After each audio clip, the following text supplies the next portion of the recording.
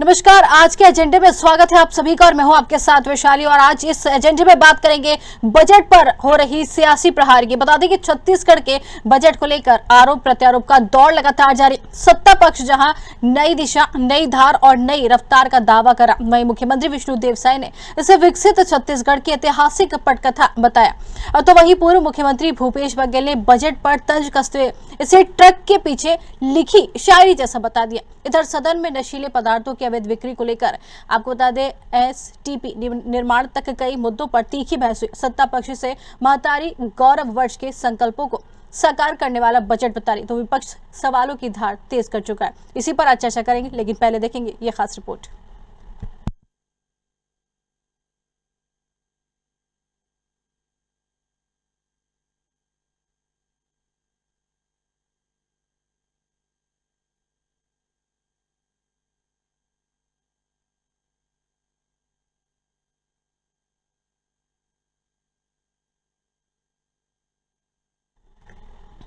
तो बता दें कि छत्तीसगढ़ की बाल विकास समाज कल्याण मंत्री श्रीमती लक्ष्मी राजवाड़ा ने कहा कि बजट महतारी गौरव वर्ष के संकल्पों को साकार करने वाला है। उन्होंने कहा कि वित्त मंत्री ओपी चौधरी की ओर से पेश किए गए बजट में राज्य के विकास की तस्वीर नजर आ रही। ये बजट मुख्यमंत्री विष्णुदेव साय के नेतृत्व में मातृशक्ति के समान सुरक्षा और आर्थिक सशक्तिकरण को समर्पित है। वहीं राज्य के डिप्टी सीएम विजय शर्मा ने कहा कि बजट प्रदेश के उज्जवल भविष्य की दिशा में दूरदर्शी, संतुलित और विकासोन्मुखी है। बजट केवल आय व्यय का लेखा जोखा नहीं, बल्कि ज्ञान और गति के संकल्प के साथ विकसित छत्तीसगढ़ की सशक्त कार्य योजना है। उन्होंने बताया कि पंचायत और ग्रामीण विकास विभाग के लिए 16,005 करोड़ रुपए से अधिक, गृह विभाग के लिए 8,380 करोड़ रुपए का प्रावधान राज्य सरकार की ओर से किया गया। डिप्टी सीएम ने कहा कि बजट प्राथमिकताओं को स्पष्ट करता है।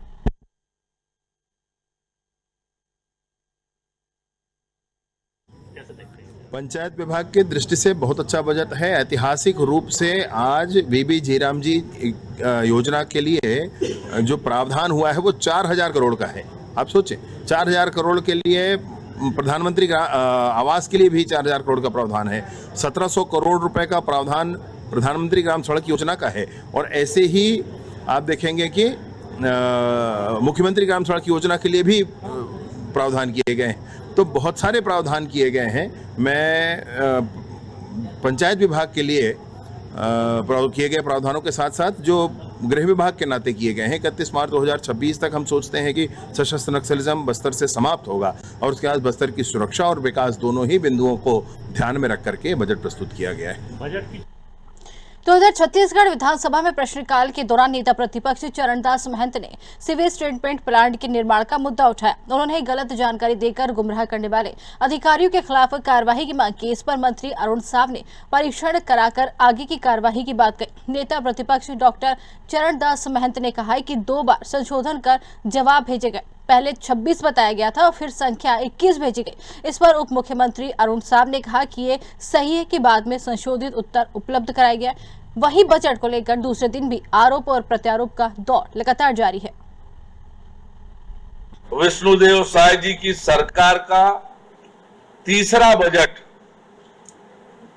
वित्त मंत्री ओपी चौधरी जी ने हमारे नए और ऐतिहासिक विधानसभा भवन में प्रस्तुत किया है। और यह बजट हम जिस संकल्प को लेकर सरकार में आए हैं, हमने बनाया है, हम ही संवारेंगे। छत्तीसगढ़ को संवारने का ये बजट एक एक क्षेत्र, एक एक वर्ग को ध्यान में रखकर ये बजट बनाया गया है और विकसित छत्तीसगढ़ के निर्माण का ये बजट है। अलग अलग अनेक महत्वपूर्ण नई योजनाएं प्रारंभ हुई है। मुख्यमंत्री आदर्श शहर समृद्धि योजना शहरों के विकास के लिए नगरीय प्रशासन विभाग के लिए नई योजना बनी है। तो इधर छत्तीसगढ़ की बीजेपी सरकार के बजट को लेकर पूर्व सीएम भूपेश बघेल ने तंज कसा। भूपेश बघेल ने छत्तीसगढ़ सरकार के बजट को ज्ञान गति की दुर्गति के बाद संकल्प का नया जुमला करार दिया। उन्होंने कहा कि जनता जुमलों की पतंग काट देगी। चलिए इसी के साथ संकल्प का बजट है, ये विनाश का बजट है। इसमें न किसानों के लिए कुछ है, न महिलाओं के लिए कुछ है, न युवाओं के लिए है, न अनुसूचित जाति जनजाति के लिए है, न उद्योग व्यापार के लिए है। इस बहुत ही निराशा भरा बजट, जिसमें करीब पौने 2 घंटा से अधिक का भाषण जो नीरस था, उबाऊ था, और इसमें कुछ है भी नहीं। मंत्री जी एक एक सड़क का नाम पढ़ रहे थे।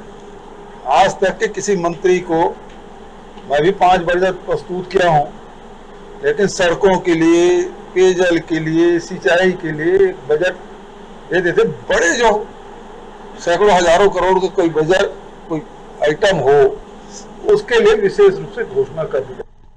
तो आपने देखा कि बजट को लेकर अब सियासी बहस किस तरीके से शुरू हो चुकी है और आज इसी बहस पर हम भी चर्चा करेंगे। और सबसे पहले आप सभी को मेहमानों से मिलवाएंगे। चलिए, सबसे मिलवाने से पहले मुख्यमंत्री विष्णुदेव साय ने इस बजट को लेकर क्या कुछ कहा है, ये भी हम आपको सुनवाते हैं। बजट प्रेस वार्ता में आप सभी इलेक्ट्रॉनिक्स और प्रिंट्स मीडिया के बंधुओं का बहुत बहुत स्वागत है, अभिनंदन है। और इस अवसर पर हमारे प्रदेश के वित्त मंत्री श्री ओपी चौधरी जी उपस्थित हैं, हमारे प्रमुख सचिव श्री सुबोध कुमार सिंह उपस्थित हैं, हमारे फाइनेंस सेक्रेटरी बंसल जी उपस्थित हैं, उनका भी स्वागत है। और आप सभी को नमस्कार, जय जोहार। आज हमारी सरकार का तीसरा बजट प्रस्तुत हुआ है। राज्य सरकार का पहला बजट ज्ञान और दूसरा बजट गति की थीम पर थे। इस बार की हमारी थीम संकल्प है। तो आपको बता दें कि बजट को लेकर अब सियासी बहस यहां पर नजर आ रही है और आज भी इस बहस जो है बजट पर हो रही बहस को लेकर हम चर्चा करेंगे। सबसे पहले आप सभी को मेहमानों से मिलवाएंगे। हमारे साथ प्रगति वाजपेयी कांग्रेस से जुड़ गए, साथ ही संतोष दास जी बीजेपी से जुड़ गए और के शर्मा वरिष्ठ पत्रकार भी हमारे साथ जुड़ गए।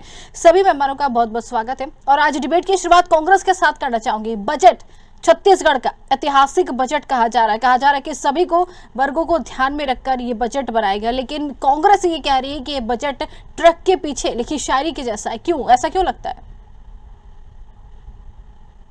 देखिए, कल जब बजट आया तो मैं अनियमित कर्मचारी, संविदा कर्मी जो थे वो फिर ठगे गए। शिक्षा, स्वास्थ्य, कृषि, सड़क, रोजगार, ये सरकार की प्राथमिकताओं से बहुत दूर था। जी, आपने बजट सुना होगा वैशाली जी, ये बात कर रहे हैं। अभी मैं माननीय इनके मुख्यमंत्री जी को सुन रही थी। संकल्प थीम, इनके बजट की जो थीम है वो संकल्प थीम है। बिल्कुल। विगत जो वर्ष का बजट था वैशाली जी, वो था 1,65,000 करोड़ का। उसके बाद अनुपूरक बजट था 35,000 करोड़ का। टोटल जो विगत वर्ष का जो बजट था वो 2 लाख करोड़ का बजट 2025-26 का। जी। अब 2026-27 का बजट यदि देखें तो 1,72,000 करोड़, यानी लगभग 15% तक बजट की इन्होंने बजट में टोटल जो बजट था उसमें कटौती कर दी। दूसरी बात, नारी वंदन के लिए अभी भी 8200 करोड़ रुपए, मतलब नए हितग्राही योजना इस योजना में शामिल नहीं होंगे, ये इन्होंने बता दिया।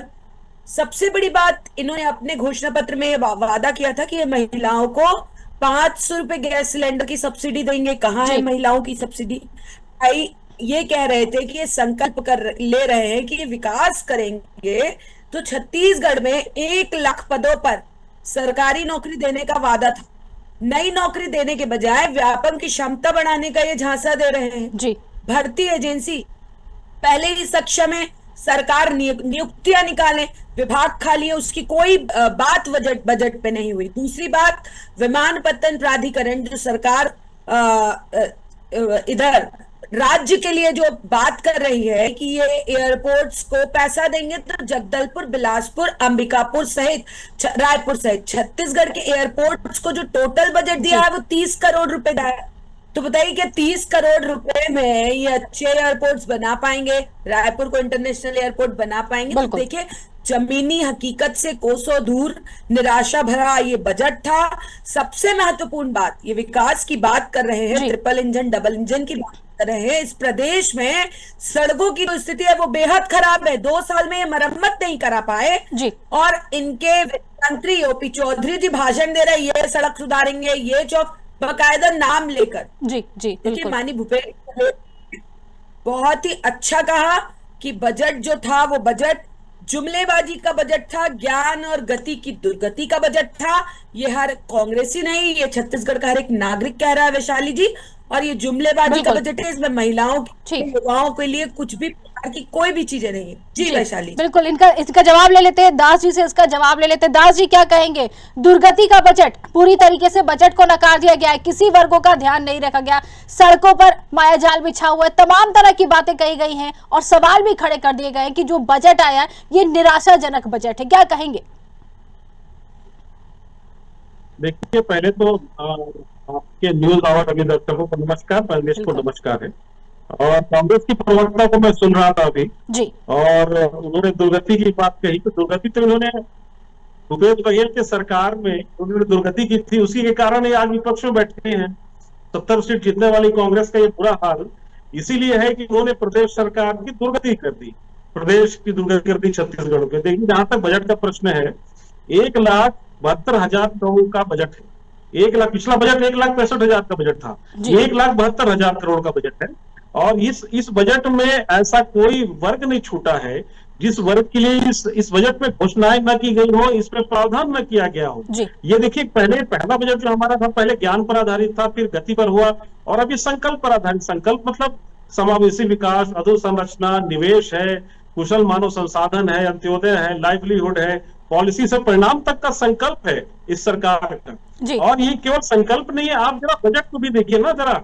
ये अभी महिलाओं की बात कर रही थी, महतारी वंदन योजना में 8,200 करोड़ का प्रावधान है। तो लगातार महतारी वंदन योजना जारी है, और जारी ही नहीं है, धरातल पर महिलाओं को इसका लाभ मिल रहा है जी। और महिलाएं इसे स्वरोजगार कर रही है, उनके जीवन में परिवर्तन आया है। यही नहीं, कृषक उन्नति योजना के माध्यम से लगभग 10,000 करोड़ का प्रावधान इस बजट में है। कृषि पंपों के लिए 5,500 करोड़ का प्रावधान इस बजट में है। मार्कफेड के लिए 6,000 करोड़ का है। और यही नहीं, शहीद वीर नारायण सिंह योजना, आयुष्मान योजना के तहत कम से कम 1,500 करोड़ का है। 4,000 करोड़ तो पीएम आवास के लिए है। जी। जी राम जी योजना के लिए 4,000 करोड़ है। तो ऐसा कोई योजना नहीं छूटी, ऐसा कोई वर्ग नहीं छूटा, चाहे गरीब किसान हो, जी, बिल्कुल। मजदूर हो, युवा जी। हो, महिलाएं हो। तो ये सारा वर्ग खुश है, और ये छत्तीसगढ़ के विकास को एक नई दिशा में ले जाने वाला बजट बिल्कुल है। बिल्कुल, विकसित ये कह सकते हैं छत्तीसगढ़ दास जी 2047 कि सारा वर्ग परिकल्पना खुश है, को अगर कोई खुश नहीं है तो वो साकार करने की कांग्रेस। दिशा में इसकी नींव रखने वाला बजट। बिल्कुल दास जी ये कह सकते हैं कि सारा वर्ग खुश है, अगर कोई खुश नहीं है तो सिर्फ ये कांग्रेस। ठीक है, इसका जवाब कांग्रेस से जरूर लेंगे। वरिष्ठ पत्रकार हमारे साथ जुड़े। शर्मा जी, एक सवाल ये उठता है कि दोनों की बात आपने सुनी, चाहे वो बीजेपी हो कांग्रेस, लेकिन बजट, आप तो वरिष्ठ पत्रकार है, अगर ये बजट आया है, सरकार इसको विकास का बजट कह रही है, लेकिन कांग्रेस दुर्गति का बजट कह रही है, आपकी नजर में बजट कैसा है?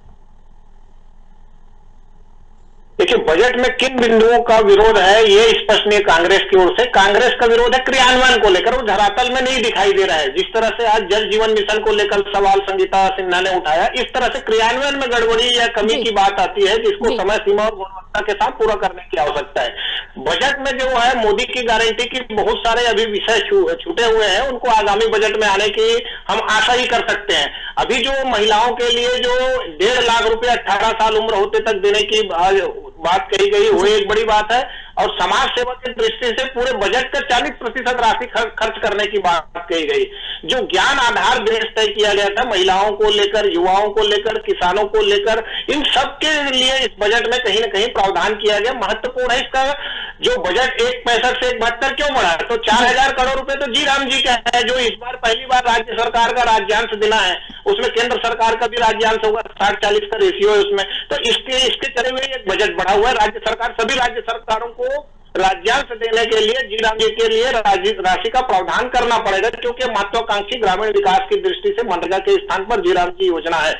इसके साथ ही तमाम प्रकार के आप बात करेंगे तो यदि कर्मचारियों को यह सुविधा दी जा रही है कि वो जाएंगे कैश उनका इलाज होगा, अस्पताल जाएंगे, उनका उपचार हो जाएगा। पहले बिल देना, फिर तमाम भर्ती होना, ये प्रक्रिया से बचाने के लिए एक बेहतर उपाय है। युवाओं की दृष्टि से भी इसमें तमाम प्रकार की बात है, महत्वपूर्ण है। सरगुजा और बस्तर संभाग को विशेष फोकस किया गया है। नक्सल उन्मूलन के साथ साथ विकास की आवश्यकता है। उस दृष्टि से जो अबुझमाड़ और जगरगुंडा में जो एजुकेशन सिटी बनाने की बात कही गई, एक बड़ी बात है। उस क्षेत्र में शिक्षा का विकास होता है, स्वास्थ्य की बात कही गई है, मेडिकल की बात कही जा रही है, जो सड़कों की बात है। और जो पंचायत विभाग की बजट है, पिछले साल के बजट के अनुरूप ही 18,461 करोड़ रुपए पिछले साल का बजट था, और इस साल का जो पंचायत विभाग को आवंटित है वो 16,560 करोड़ रुपए। इसमें प्रमुखतः जिसे अभी गृह मंत्री जी ने है कि उसमें जो जीराम जी का और पंचायत विभाग का जो अब ये इनके प्रधानमंत्री आवास योजना है, जो पीछा चल रहा है छत्तीसगढ़ देश में से, उसके लिए राशि का 4,000 का 8,000 तो यही हो गया। अन्य विकास की योजनाएं हैं, विकास की दृष्टि से महत्वपूर्ण है। इसका क्रियान्वयन बेहतर ढंग से हो, कागज में से बाहर निकल के जब जनता के बीच नजर आएगी तो एक सुखरा देशात होगा। विकसित छत्तीसगढ़ की जो कल्पना कर रहे हैं, कल्पना की दृष्टि से बजट में सब कुछ है, लेकिन इसका क्रियान्वयन किस ढंग से होता है, आय के स्रोत बढ़ाने की आवश्यकता छत्तीसगढ़ में। खनिज और शराब के अतिरिक्त अन्य आय के स्रोत आप कैसे डेवलप करते हैं? पर्यटन की आप बात कर रहे हैं, पूंजी निवेश की बात, 7 लाख करोड़ पूंजी निवेश में से अभी कितना पूंजी निवेश हो चुका है? आपके कार्यकाल में पूरा कर लेंगे क्या? हमारे पास खनिज संसाधन, बिजली, सब कुछ है। जरूरत है इच्छा शक्ति की, तो सरकार इच्छा शक्ति दिखा रही है, लेकिन क्रियान्वयन कितना हो पाता है ये देखना होगा। वैशाली जी, बिल्कुल देखने वाली बात होगी, लेकिन सर सवाल एक ये भी उठता है कि क्या ये बजट ग्रामीण और शहरी बनाम शहरी संतुलन को साध पाएगा? क्या लगता है आपको? देखिए, शहर के लिए तमाम प्रकार की बातें कही गई। रायपुर में 200 बिस्तर अस्पताल की बात कही गई है, तात्यापारा जो फ्लाईओवर बनाने की बात कही गई, जो लंबे समय से सड़क चौड़ीकरण नहीं हो पाया है। ग्रामीण क्षेत्रों के विकास की बात, जैसे मुख्यमंत्री सड़क योजना की बात है। जितने छत्तीसगढ़ में राज्य के सड़कें हैं, नेशनल हाईवे को छोड़ दे तो उनको 2 लेन करने की बात कही जा रही। सभी सड़कें 2 लेन हो जाएगी। किस स्तर पे हमारा छत्तीसगढ़ विकसित नजर आएगा? यहाँ पूंजी निवेश की संभावनाओं को बढ़ाने के लिए जो इंफ्रास्ट्रक्चर की आवश्यकता है, गाँव को सड़क से जोड़ने की जो बात आती है, जो ताकि किसान का जो उपज है उसको उचित बाजार मूल्य मिल सके, बाजार उपलब्ध हो सके, इस दृष्टि से जो प्रयास किया जा रहा है, उस दृष्टि से कहे तो बजट सब कुछ बेहतर है। सभी विभागों के आप देखेंगे, उसका क्रियान्वयन कितना होता है, और जो राजस्व प्राप्ति के लिए अन्य स्रोतों की बात कही जा रही है, उसमें हम कितना सफल होते हैं। बिल्कुल सफल होते हो, क्रियान्वयन जमीन पर कितना होता है ये जरूर देखने वाली बात है। प्रगति जी की तरफ रुक करेंगे। प्रगति जी, जैसा भूपेश बघेल, पूर्व सीएम भी रह चुके हैं भूपेश बघेल, ये कह रहे हैं, आरोप लगा रहे कि बजट में ज्ञान गति की दुर्गति हुई है, तो ये जानना एक जरूरी हो जाता है कि किन मुद्दों में कटौती या फिर बढ़ोतरी होनी चाहिए थी आपके हिसाब से? देखिए, स्कूल शिक्षा विभाग को बजट में 1 रुपए भी नहीं दिया गया है स्कूल शिक्षा विभाग को। दूसरी बात, छत्तीसगढ़ में आयरन स्टील, रोलिंग मिल, कृषि और वनोपज संस्करण आधारित जितनी भी इकाइयां हैं, औद्योगिक जो हैं, जो छत्तीसगढ़ की रीढ़ की हड्डी कहलाती हैं, लेकिन इस बजट में उनके लिए कुछ भी नहीं। सबसे बड़ी बात, बस्तर की इमली जो पूरी दुनिया भर में प्रसिद्ध है, जगदलपुर की इमली है, उसकी मांग पूरी दुनिया भर में है, उस उद्योग को इस बजट में सरकार ने पूर्ण रूप से खत्म कर दिया। सरकार केवल वनों की कटाई, खनिज संसाधनों के असंतुलित दोहन को प्रोत्साहन दिया सरकार ने। बस्तर में ये बात की है नक्सलों को खत्म करने की, लेकिन वहां की इमली है, वहां की जो वनोपज संस्करण है, वहां पर जो वनोपज होते हैं उसके संवर्धन संरक्षण की कोई भी बात इस बजट में नहीं की गई। आप देखिए, महिलाओं को क्या मिला? रसोईया संघ की पिछले 2 महीने से हड़ताल पर महिलाएं बैठी हुई हैं, आप जाकर देखेंगी, 2 बहनों की अनशन के दौरान मौत हो गई, और इस बजट में भी ठगी गई। मतलब सरकार को कोई सरोकार नहीं है। रसोईया बहनें जो अपना आंदोलन कर रही है, 2 महिलाएं खत्म हो गई, सरकार को उससे कोई लेना नहीं है, कोई सर नहीं है। इस बजट में उनके लिए कोई प्रावधान नहीं है। सबसे बड़ी बात मैं आपको बताना चाहती हूँ कि पिछले 2 साल से आप देखेंगे एमएसपी, मैं सबसे पहले धान की बात करती हूँ, बहुत सारे मुद्दे हैं जी, 30 मिनट का समय कम है। सबसे बड़ी बात देखिए, 1,49,00,000 मेट्रिक टन इन्होंने धान खरीदी पिछले साल, उसे इस साल घटाकर 1,42,00,000 मेट्रिक टन कर दी। धान का रकबा बढ़ा, धान किसान बढ़े, लेकिन 7 लाख मेट्रिक टन धान कम खरीदे। ऐसे ही आप यदि दूसरी तरफ जाएंगे तो आप ये देखेंगे कि सरकार ने महिलाओं के लिए कुछ भी नहीं दिया। सरकार ये बात कर रहे हैं बीबी जी राम जी स्कीम की, देखिएगा कि जमीन पर वो कितनी आती है। पिछले बजट पे इन्होंने रामलला के दर्शन की बात की थी। आज तक ये मात्र 42,000 लोगों को दर्शन करा पाए हैं। यदि यही गति रहेगी वैशाली जी बिल्कुल, तो 14 लगेंगे पूरे छत्तीसगढ़ की जनता को, 1400 साल। ठीक है, जवाब ले लेते हैं। सही दर्शन ये राम इन्होंने दुर्भावना पूर्वक पर्यटन की बात सुन रही थी मैं। 5 शक्तिपीठों को 5 करोड़ दिए, राम वनगमन पथ भावना पूर्वक बंद कर दिए। ये राम के नाम पर वोट मांगते थे। माननीय पूर्व मुख्यमंत्री भूपेश बघेल जी ने जब रामचंद्र जी वनवास में हमारी धरती से गुजरे, छत्तीसगढ़ रामचंद्र जी का ननिहाल है, तो क्यों इस बजट में भारतीय जनता पार्टी सरकार ने कुछ भी उसे दुर्भावना पूर्वक खत्म किया? राम वनगमन पथ पे बहुत बड़ा प्रश्न है। पर्यटन को भी कुछ नहीं दिया। तो बहुत सारे क्षेत्र हैं वैशाली जी जिस ये दुर्गति का बजट है, ये सामाजिक दुर्गति का बजट है, ये हर वर्ग की दुर्गति का बजट है। मैं तो दम ठोक के बात कर रही हूँ माननीय भूपेश बघेल जी की बात का, मैं नहीं, इस छत्तीसगढ़ प्रदेश की जनता समर्थन कर रही है। ठीक है, इसका जवाब ले लेते। दास जी क्या कहेंगे? तमाम तरीके के आरोप लगे, क्या कहेंगे इन पर? देखिए, कांग्रेस की प्रवक्ता की पीड़ा मैं समझ सकता हूँ और उनको चूंकि विरोध करना है इसलिए वो करेगी। देखिए, मैं 2-3 चीजें जो उन्होंने उठाए हैं इस पर मैं बात करना चाहता हूँ। आंकड़े बताए हैं, आपने आंकड़ों को झुठला दिए और ये बताइए कि इस विकास में बात हुई है। सुन लीजिए प्रगति जी, सुन लीजिए। देखिए, बात सुन लीजिए प्रगति जी, बात सुन लीजिए। आपने कहा आपने स्कूल की बात कही कि सरकार ने स्कूल के लिए कुछ भी नहीं दिया है। जरा सुन लीजिए, स्कूल के लिए स्वामी विवेकानंद उत्कृष्ट शाला योजना लागू किया है। उन्होंने चरणबद्ध तरीके से आदर्श बनाने का एक प्रावधान है। लगभग 150 विद्यालयों का चयन करना है, 100 करोड़ रुपए का इसमें प्रावधान किया है। एजुकेशन सिटी, नक्सल प्रभावित क्षेत्र आप कल्पना कर सकती हैं, अबुझमाड़ जैसे इलाके में, जंगल घोड़ा जैसे इलाके में जहां पर एजुकेशन सिटी बनने वाली है, शिक्षा का केंद्र बनने वाला है, हब बनने वाला है, उसके लिए 100 करोड़ से ज्यादा का प्रावधान है। राज्य में लगभग 500 primary school, 100 middle school, 50 high school, 50 higher secondary school, इन सारे भवनों के लिए 130 करोड़ रुपए का आवंटित है। क्या बात कर रही है आप? नालंदा लाइब्रेरी में रायगढ़ को छोड़कर कहीं और कोई नालंदा लाइब्रेरी शुरू क्यों नहीं हो पाई? जब हम सुनने का रखिए महिलाओं के लिए क्या सरकार ने। ठीक है प्रगति जी, सुन लेते। देखिए, उन्होंने आपकी बात सुनी, सुन लेते हैं। 8,200 करोड़ रुपए, 8,200 करोड़ रुपए केवल मैदानी बंद है, उसको छोड़ दीजिए, अलग रखिए। रानी दुर्गावती योजना के तहत लगभग 18 वर्ष पूरा होने के लिए 1.5 लाख रुपए की आर्थिक सुरक्षा की घोषणा हुई है। 15 करोड़ का प्रावधान उसमें है। 5 लाख बहनें लखपति दीदी बनी है। अब आगे लखपति दीदी भ्रमण योजना सरकार लागू करने वाली है। मैतारी सदन, लगभग 250 मैतारी सदन बनाने के लिए 75 करोड़ रुपए का प्रावधान है। और यही नहीं, संपत्ति कर में छूट महिलाओं को सरकार ने दिया है। महिलाओं के नाम पर अचल संपत्ति खरीदने में अब 50% पंजीयन शुल्क में छूट है। तो आप ये क्या कहते हैं कि महिलाओं के लिए कुछ भी नहीं हुआ? इसके अलावा जी राम जी योजना में महिलाओं के लिए जो है वो सो अलग है। मजदूरी योजना में जो महिलाओं के लिए जो किया, जो घोषणाएं हुई, वो अलग है। आप जरा बजट को पढ़िए, तब समझ में आएगा कि बजट में क्या चीजें हैं। और ये आम जनता का बजट है। आम जनता इस बजट से बहुत खुश है और निश्चित रूप से छत्तीसगढ़ के आम जनजीवन खुशहाल बनने वाला है इस छत्तीसगढ़ सरकार के बजट से। और ये प्रसन्नता का बजट है।